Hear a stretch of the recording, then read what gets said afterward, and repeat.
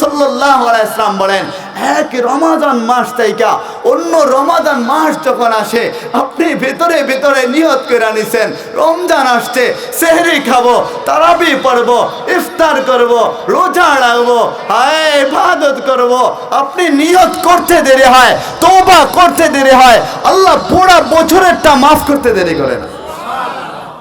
তো দর পড়বেন এক বছরেরটা মাফ হইলে বাকি জিন্দেগির কি হয়ে যাবে। আহা, কেমন সুসংবাদ আমার রাসূল দিতেছেন, বলে কবরে যেহেতু একাই যাইবা, আমাকে যেন সঙ্গে পাও। আমি তোমার জন্য দুনিয়ায় থাকতেও বলছিলাম, ইয়া রাব্বে উম্মতি, দুনিয়ায় আসতে দেরি হয়েছে, আল্লাহু আকবার কাবীরা আলহামদুলিল্লাহি হামদান কাসীরা ওয়া সুবহানাল্লাহি বুকরাতাও ওয়া আসিলা। নবীজি সিজদায় পয়রা আল্লাহর প্রশংসা করতে দেরি করে নাই। নবীজি বলতেছেন আওয়াজ কইরা, ও যুবক ভাইরা, বয়স 18 হয়ে গেছে, 20 হয়ে গেছে, 25 30 হয়ে গেছে, মুরব্বী চাচাজিরা 40 বছর হয়ে গেছে, 50 60 70 বছর হয়ে গেছে, এবার বলেন না, জীবনের দিকে তাকান না, কি কি করছেন অন্যায় কাজ, কেননা আপনার চাইতে ভালো আর কেউ জানে না যে আপনি কেমন, আমি কেমন, ওইটা আপনি জানবেন না। আপনার সাথে তো সবেমাত্র দেখা হইল, আপনি মনে করতে পারেন ওলি হইতে পারেন, আলেম হইতে পারেন। আরে কিসের ওলি, কিসের আলেম, আমার ভিতরে কি আছে ওইটা আমি আর মাবুদ ছাড়া কেউ জানে না। আপনার ভিতরে কি আছে আপনি আর আপনার রব ছাড়া কেউ জানে না। কাউকে বলার দরকার নাই, বলে কাউকে বলবো না।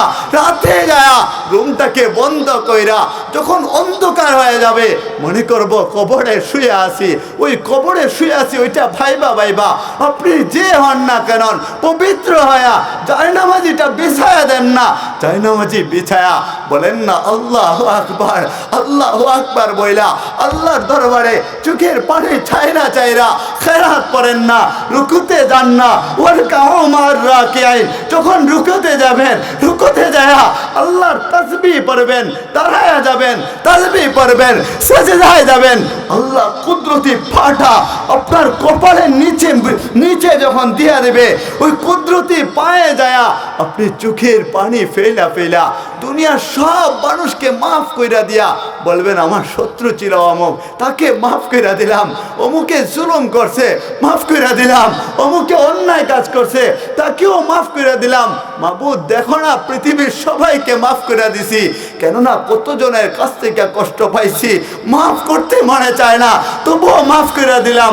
তুমি না রব, আকুলতা আনতা গফুরুর রহিম, আপনি না বলছেন আপনি গফুরুর রহিম, তো আপনি গফুরুর রহিম হইয়া আমি যদি মাফ করে দিতে পারি তোমার বান্দা হইয়া, যেখানে তুমি মানুষত্বটা এমন ভাবে বানাইছো, বলে অন্যায় করতে মনে চায়, তবু নামাজে যায় সেজদা এবার যখন যাবেন আল্লাহ কুদরতি পাটা বিছায় দিবেন, পবিত্র হইয়া আপনি তওবা কইরা আল্লাহর দরবারে কান্না করবেন, চোখের পানি জড়াইবেন। কসম খোদার করে বলি, এই চোখের পানিটা জাহান্নামের আগুনকে নিভাইয়া দিবে ইনশাআল্লাহ।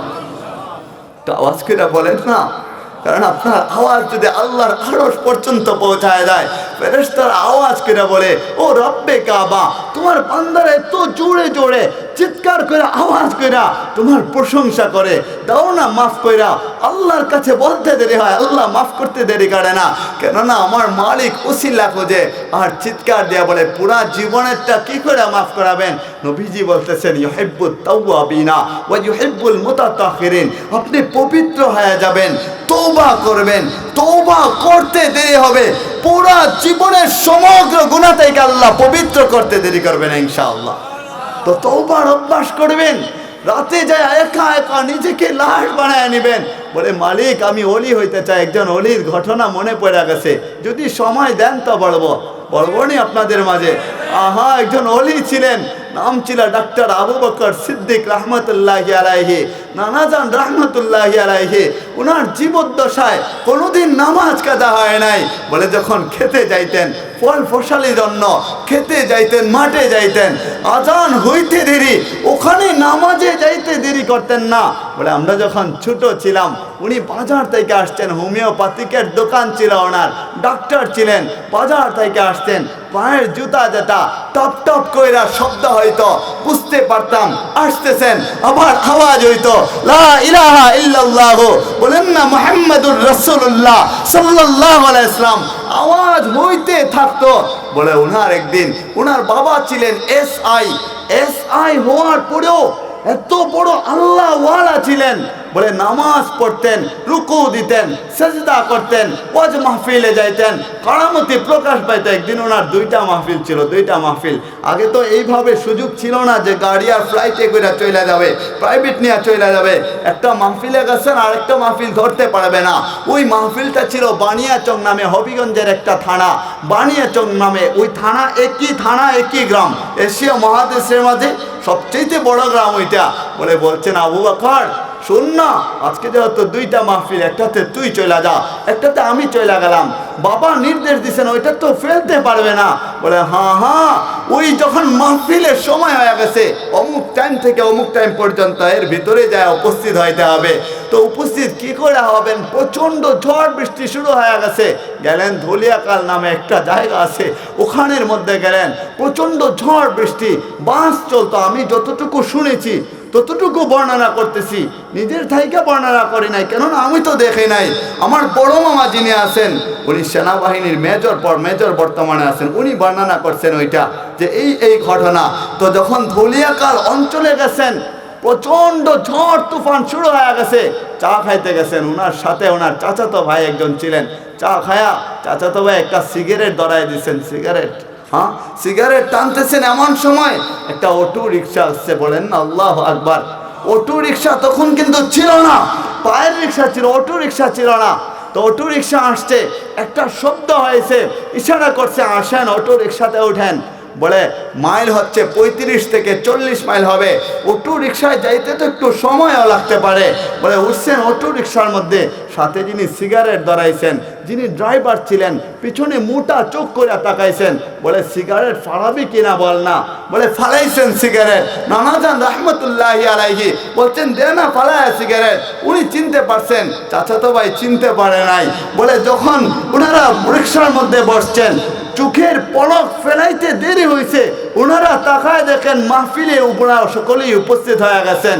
মাহফিলে যখনই উপস্থিত হয়েছেন, রিক্সা নাই, আলোচনা যেখানে করবেন ওখানে দাঁড়াইছেন, মানুষ তাকবীর দেয়া ওনাকে বরণ করতেছে। তো গেছেন কি করা? বলে অলিদের কেরামতি প্রকাশ হয়ে যায়। ওখানে বয়ান শেষ করে আবারও প্রচণ্ড বৃষ্টি। আল্লাহর কি মহিমা! প্রচণ্ড বৃষ্টির পরে একটু পরে তাকায় দেখেন আবার আগের রিক্সাটা, আগের ড্রাইভার যে ছিল সেই আইসা উপস্থিত হয়েছে। লোকেরা অবাক হয়ে গেছে। বলে এমন রিক্সা তো আর কখনো দেখি নাই, শুনিও নাই, এমন আওয়াজ হয়, কেননা তখন তো ওইটা ছিল না। এমন ড্রাইভারও দেখি নাই, কেমন আজব ড্রাইভার। আসলো কই থাইকা? বলে উঠেন রিক্সায় উঠছেন, আবার চলে গেছেন। একটা খোয়াই নদীর বাঁধ আছে ওখানে, খোয়াই নদীর বাঁধ দিয়া যখন রিক্সাকে বিদায় কইরা বাঁধ দিয়া যাইতেছিলেন, রাত্র হয়ে গেছে। বলে অন্ধকার হয়ে গেছে। সামনে তাকায় দেখতেছেন লম্বা লম্বা সাদা দাড়ি, সাদা পাগড়ি পরা, সাদা জুব্বা পরা বহু মানুষ মনে হইতেছে ওনাকে আটকায় ফেলছে। যে মুহতারাম কোথায় যাচ্ছেন? আমরা আপনার জন্য অপেক্ষা করতেছি। আমাদের একজন জিন মারা গেছে, ওনার জানাজা পড়াইতে হবে।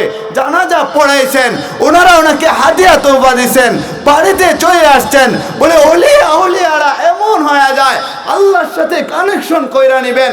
আল্লাহ বলে তোর মৌতের সময়টা যখন হয়ে যাবে, বলে ওনার মৌতের সময় যখন হয়েছে, আমরা তখন মক্তবে পড়ি, মক্তবের মধ্যে কোরআন তেলাওয়াত করি।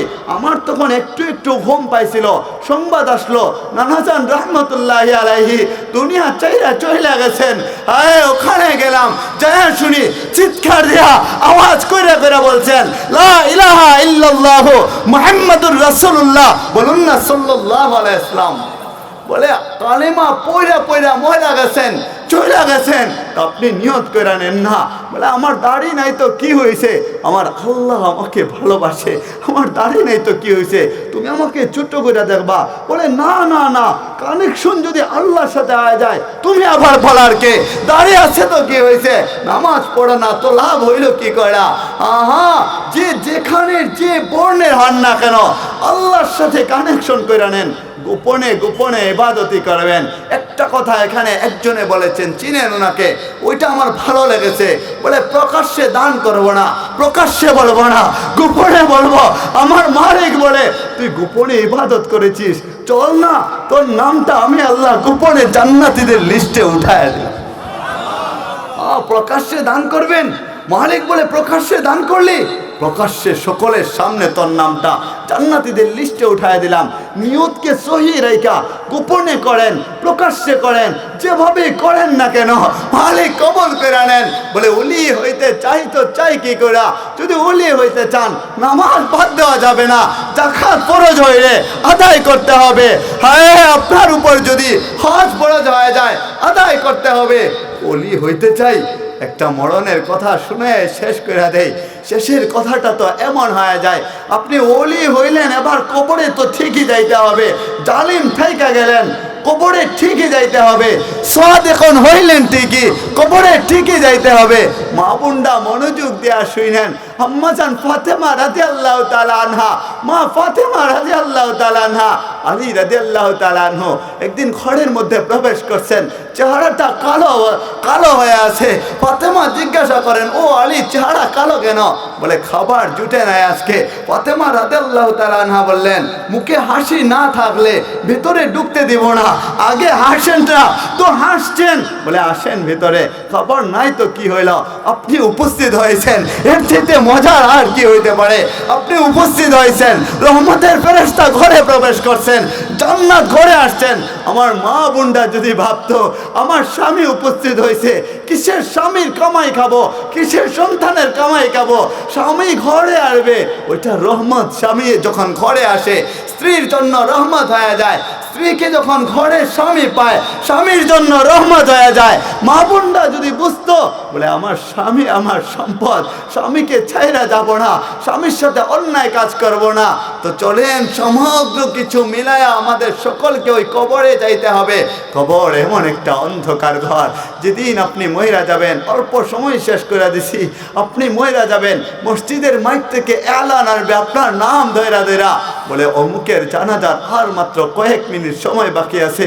আপনার আদরের ছোট বাচ্চা যদি থাইকা যায়, বলে ছোট বাচ্চাটা আপনাকে কাফনের কাপড় পরায় যখন ঘরের একটা কোথাও রাখা হবে, ছোট বাচ্চা ওইখানে যায় শুয়ে থাকবে, আপনাকে ছড়ায় ধরবে, আর আব্বু আব্বু বইলা ডাকতে থাকবে।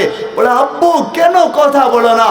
গতকালকে না আপনি আমাকে চড়ায় ধরে ঘুমাইছিলেন, আজকে কথা কেন বলেন না?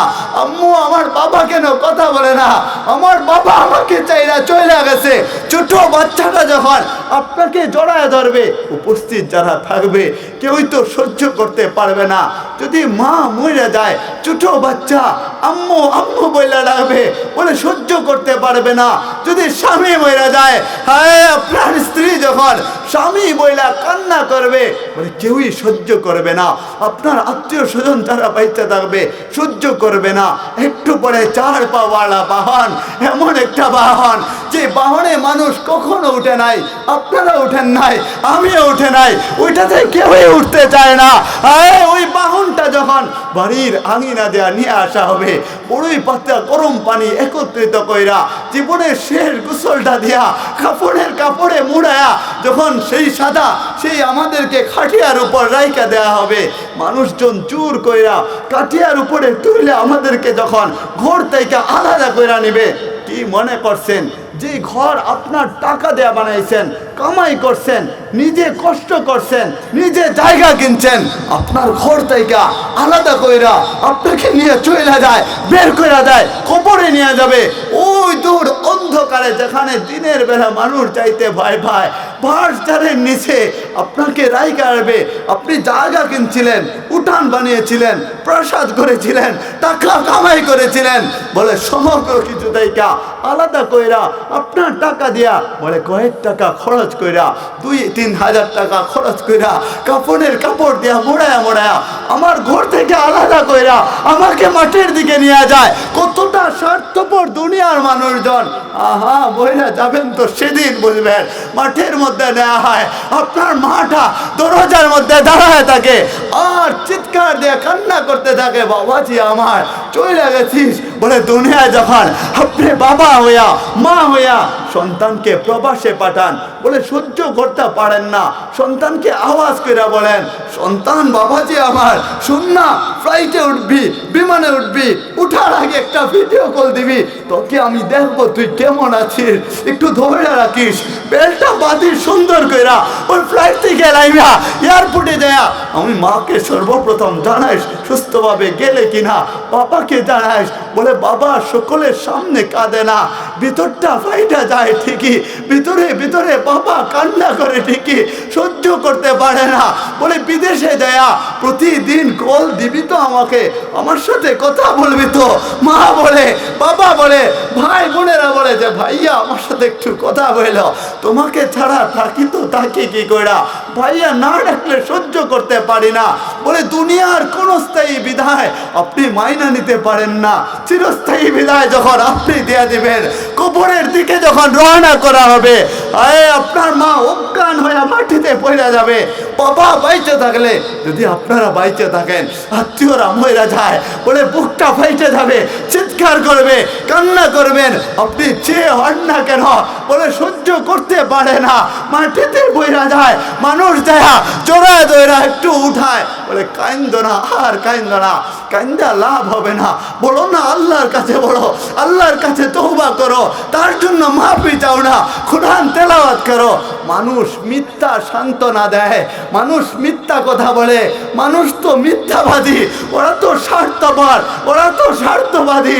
হায় মহিলা যাবেন, নিয়ে যাবে, আপনার মা দরজার চৌকাঠে দাঁড়ায় থাকবে, চোখটাকে মোটা কইরা কইরা লাল কইরা চোখের কোড়া দেয়া পানি জড়ায় থাকবে, আপনার স্ত্রী তাকায় থাকবে, চোখের পানি জড়াবে, দরজায় ধরে ধরে যখন কাঁদবে, কিন্তু মানুষ স্বার্থপর হয়ে যায়, মাঠে যাবে, জানাজা শুরু হয়ে যাবে, জানাজা শেষ কইরা আপনাকে ওই কবরের দিকে নিয়ে যাওয়া হবে, অন্ধকার ঘরের দিকে নিয়ে যাওয়া হবে, ওখানে রাইকা মাটি চাপা দিবে।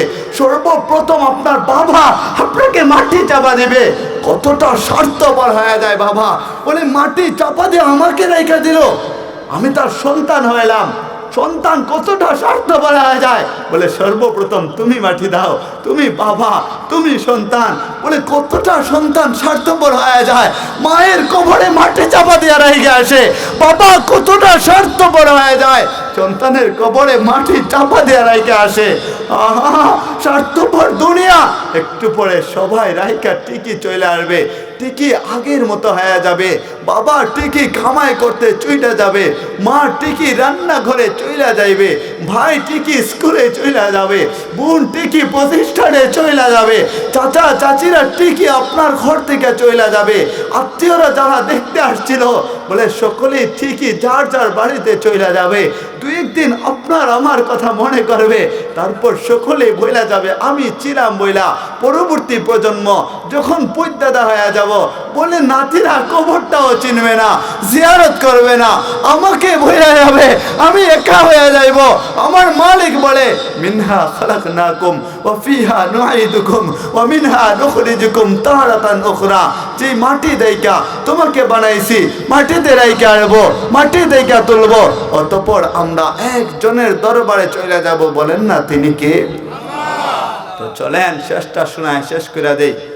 প্রতি রাতে যখন আপনি বিছানায় যাইবেন আর মালিকের দরবারে বলবেন, এত বড় সংসার, এত ঝাই ঝামেলা সব সামলে নিয়ে সারাদিন তোমার কাছে আসতে পারি নাই, এখন ঘুমাইতে চললাম, সকালে যদি উঠাও তাহলে উঠবো, নাহলে চিরনিদ্রা হয়ে যাবে। কেননা ঘুম তো মৃত্যুই, ঘুম তো মারা যাওয়াই।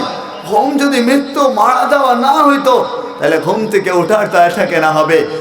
আলহামদুলিল্লাহিল্লাযী আহইয়ানা বাদামা আমাতানা ওয়া ইলাইহিন নুশুর। ঘুমানোর সময় এই দোয়া কেনা হবে, আল্লাহুম্মা বিসমিকা আমুতু ওয়া আহইয়া। মালিক তোমার নামে মইরা যাইতেছি, আবার তুমি আমারে জাগায়া দিও। এই দোয়া কেন হবে? বলে বোঝা গেল পরাণ পাখিটা চইলা যায়, যেদিন চইলা যাবে রিজাল লা তামশি, ইয়াদুন লা তাতলি, আইনুন লা তানজুর, উজুন লা তাসমা। তাই সবই থাকবে কিন্তু আপনার কোনো কাজে আসবে না। তো অনেকের বাবা চইলা গেছেন, মা চইলা গেছেন, কবরের বাসিন্দা হয়ে গেছেন। সকলের জন্য দোয়া করব, মা বোনরা সকলের জন্য দোয়া করব। আপনারা নাম ধরে ধরে দোয়া করবেন। আমি আমার আজকের এখানের প্রধান অতিথি যিনি আছেন ওনার জন্য দোয়া করব। শামসুজ্জামান শামু সাহেব, যদি ওনাকে আল্লাহ নির্বাচিত করেন, উনি যেন ইসলামের উপর অটল থাকবেন তো ইনশাআল্লাহ? ইনশাআল্লাহ অটল থাকবেন। যদি নির্বাচিত করেন ইসলামের উপর অটল থাকবেন ইনশাআল্লাহ। ওনার জন্য দোয়া করব, সকল প্রার্থীর জন্য দোয়া করব, আপনাদের জন্য দোয়া করব, মা বোনদের জন্য দোয়া করব, নিজের জন্য দোয়া করব। কত মানুষ ঋণগ্রস্ত হয়েছে তাদের জন্য দোয়া করব। মাহফিল কমিটির ভাইয়েরা কত কষ্ট করছেন, নৌজওয়ান ভাইয়েরা কষ্ট করছেন, মুরব্বী চাচাজিরা কষ্ট করছেন, নেতাজি যারা আছেন সকলেই অনুদান দিচ্ছেন, কষ্ট করছেন, সকলের জন্য দোয়া করব। আল্লাহ যেন আমাদের সকলকে পবিত্র বানায় দেন, বলুন আমিন।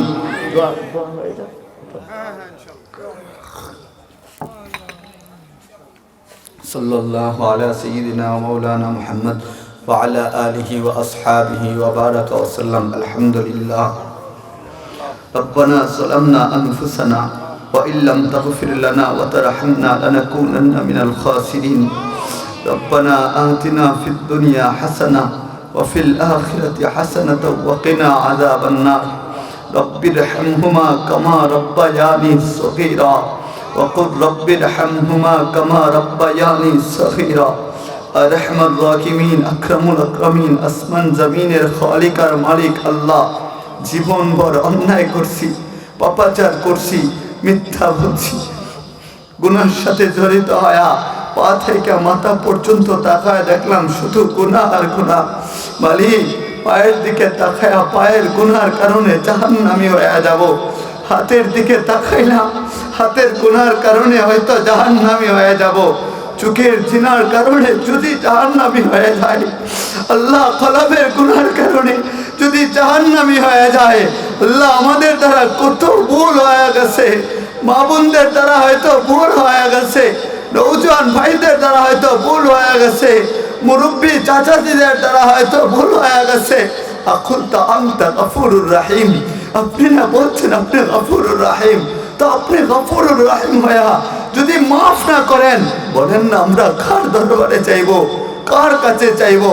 আপনার তো বহু বান্দা আছে যারা আপনাকে ডাকতে থাকে, কিন্তু আপনার তো আপনি ছাড়া কোনো ইলাহা নাই, কোনো রব নাই। ও মালিক, আমাদের গুনাহটাকে মাফ করে ওই জান্নাতীদের লিস্টে আমাদের নামটা উঠায় দেন। আল্লাহ আমাদের সকলকে পবিত্র বানান, নেককার বানায় দেন, সালেহিনদের অন্তর্ভুক্ত করে দেন। আল্লাহ যারা আগামী শাসন করবে, ক্ষমতায় যাবে, ওমর রাদিয়াল্লাহু তাআলা আনহুর মতো ক্ষমতাবান বানায় দেন। উনার শাসন আমলের মতো আল্লাহ শাসন আমল বাংলাদেশে তৈরি করে দিয়ে। ও মালিক, আমাদের দ্বারা যত ভুল হয়েছে আপনি মাফ করে দেন। আল্লাহ আমাদেরকে পবিত্র বানায় দেন। দেখেন না, মাটির চাটায়ের উপর পয়সা রয়েছেন, আরামের বিছানাকে চাইরা দিয়া যুবক ভাইয়েরা, মুরব্বী চাচারা, শিশু বাচ্চারা, ওলামায়ে কেরামগণ, নেতাজিরা, প্রার্থীরা, আল্লাহ সকলে পয়সা রয়েছেন, সকলকে আপনি মাফ করে দেন। ও মালিক, আমাদেরকে ওমর রাদিয়াল্লাহু তাআলা আনহুর মতো বানায় দেন, আবু বকর সিদ্দিক রাদিয়াল্লাহু তাআলা আনহুর মতো বানায় দেন, মুআয আর মুআওয়াজ রাদিয়াল্লাহু তাআলা আনহুর মতো বানায় দেন, খালিদ বিন ওয়ালিদের মতো কবুল করেন, মঞ্জুর করেন। আম্মা জান আয়েশা সিদ্দিকা রাদিয়াল্লাহু তাআলা আনহার মতো মা বোনদেরকে বানায় দেন। এই মাহফিলকে কবুল করেন, মঞ্জুর করেন। প্রবাস থেকে অনেকে হয়তো সহযোগিতা করেছেন, কবুল করেন, মঞ্জুর করেন। ওলামায়ে কেরাম, নৌজওয়ান ভাইরা, মুরব্বী চাচারা, মা বোনেরা, নেতাজিরা, সকলকে কবুল করেন, মঞ্জুর করেন। আখিরি দরখাস্ত আপনার দরবারে, আল্লাহ সকলের মুখটা হয়ে যাবে। অনেকের বাবা মা চলে গেছে, ভুলতে পারে না। এমনও বাবা মা আছে বলে বাবা সারাদিন মাঠের মধ্যে কাজ করে 10 টাকা বাঁচায় পায়ে হাইটা যায়, নিজে গাড়ি দেওয়া যায় না, সন্তানের জন্য মজা নিয়ে যায়, আর বলে পায়ে হাঁটলে ডায়াবেটিস কমে, এর জন্য পায়ে হাঁটে আসছে, একটু লেট হয়েছে। ওই বাবাগুলা যাদের কবরে, মালিক বাবাদের কবরে একটা জান্নাতি পোশাক পাঠায় দেন। এমনও মা আছে ঈদের সময় যখন আসে স্বামীকে বলে, শোনো না, নতুন জামা আনিও, গয়না আনিও। স্বামী বলে পয়সা নাই। মা বলে, শোনো, আমার জন্য নতুন ঈদের জামা লাগবে না, গয়না লাগবে না, তথাপি আমার বাচ্চার জন্য নতুন ঈদের জামা চাই। মালিক পাগল মাগুলো যাদের কবরের বাসিন্দা হয়েছে প্রত্যেকের কবরের মধ্যে জান্নাতি পোশাক পাঠায় দেন। আল্লাহ একটা প্লেট জান্নাতি খাবার পাঠায় দেন। আজকের মাহফিলকে আপনার তরফ থেকে জান্নাতি মাহফিল হিসাবে কবুল করেন, মঞ্জুর করেন। আখিরি দরখাস্ত, মুহূর্ত কালে আমাদের উপর সন্তুষ্ট হয়ে যায়। সেজদারত অবস্থায়, রুকুরত অবস্থায়, জুমার নামাজরত অবস্থায়, তাহাজ্জুদের নামাজরত অবস্থায় সকলের জবানে জারি করে দিয়েন মধুর কালেমা লা ইলাহা ইল্লাল্লাহু মুহাম্মাদুর রাসূলুল্লাহ সাল্লাল্লাহু আলাইহি।